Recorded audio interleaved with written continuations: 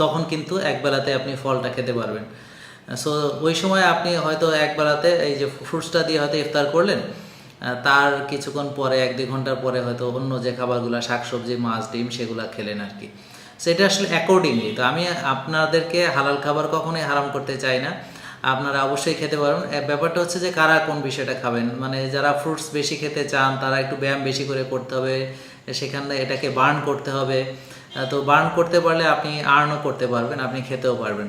So এটা accordingly, যারা লক্ষ্য অর্জন করেছেন তারা পরিমিত পরিমাণে খাবেন।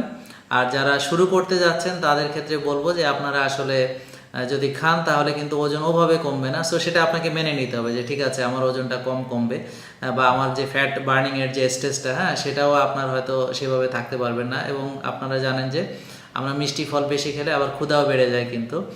কারণ হচ্ছে ওই যে সেই একই নিয়ম যে আপনি ভাত খেলে যে ক্ষুধা বাড়ে, সেই একই নিয়মেই যখন